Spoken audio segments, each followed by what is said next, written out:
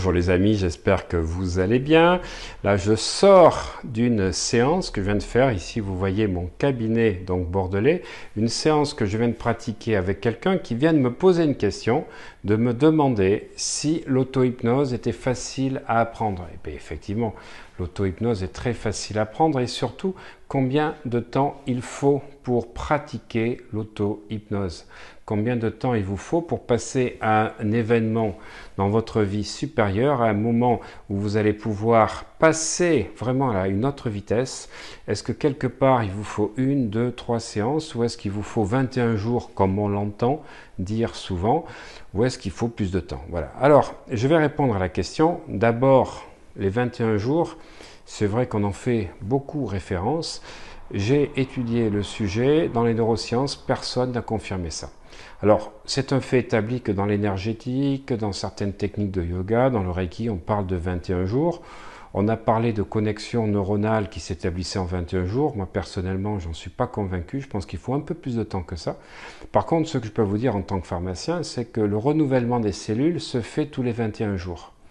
Alors, effectivement, tous les 120 jours pour les hématies, mais tous les 21 jours pour les cellules. Alors, est-ce que c'est de ça qu'on a tenu compte que l'information pouvait se manifester de cellule en cellule tous les 21 jours et qu'il fallait le faire? Voilà, pendant très longtemps, je l'ai cru.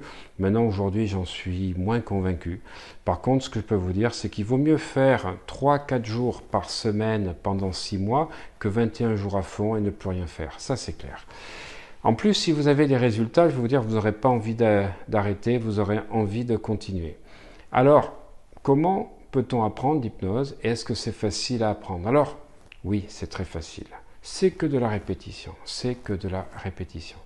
Alors, beaucoup de personnes me demandent, est-ce qu'il faut des livres? Est-ce qu'on apprend grâce à des e-books, grâce à des, on va dire, des séminaires? Moi, je vais vous dire que la meilleure façon d'apprendre l'auto-hypnose, c'est de vous enregistrer, de vous écouter et de passer ces audios régulièrement, le matin, le soir, pour entendre votre voix, écouter, on va dire, toutes les, suggestions qui sont faites. Et quand j'ai appris, moi, il y a 23 ans, l'auto-hypnose, je le faisais avec un magnétophone. Voilà, j'avais fait un stage, j'avais lu 2 ou 3 livres. Je lisais également le Dr Murphy, qui a été le premier, on va dire, inspirateur dans le développement personnel pour moi, personnellement.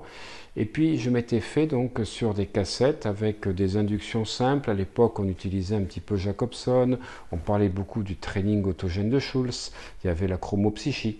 Donc, de visualiser des états à l'intérieur de soi, mais on n'utilisait pas forcément les protocoles que l'on trouve aujourd'hui, on était surtout dans des répétitions de phrases, et les résultats ont été assez exceptionnels. Alors, depuis, j'ai affiné, j'ai fait plein de techniques, de méthodes différentes, de méthode Silva, de méthode Carpenter, qui m'ont permis de passer à un autre niveau.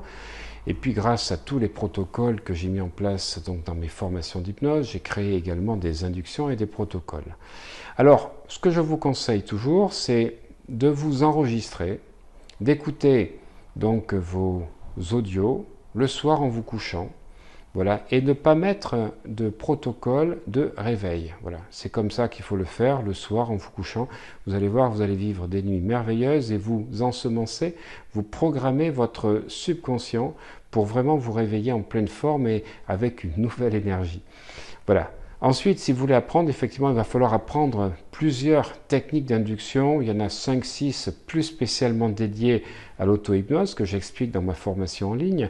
Et ensuite, une fois que vous arrivez à ces niveaux donc d'induction, de séparation, de dissociation en fait de l'esprit et du corps, parce que c'est la différence avec la méditation ou la sophrologie, on va faire des ancrages pour retrouver à tout moment ces états d'être et pouvoir vous-même, sans refaire les inductions, en une dizaine de secondes, retrouver cet état et visualiser d'abord vos objectifs ou visualiser des états de mieux-être, enlever la douleur, etc.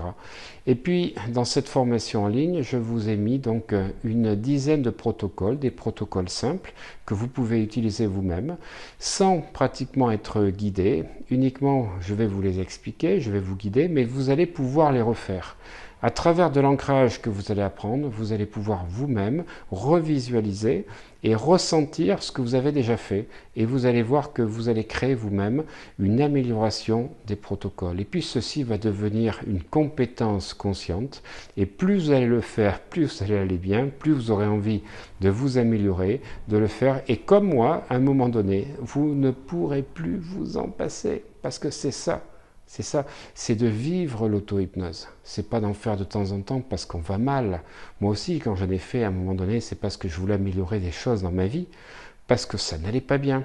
Mais après, j'ai eu de tels bénéfices que j'ai décidé d'en faire tout le temps pour aller de mieux en mieux. Et ce n'est que le début. À bientôt les amis, merci.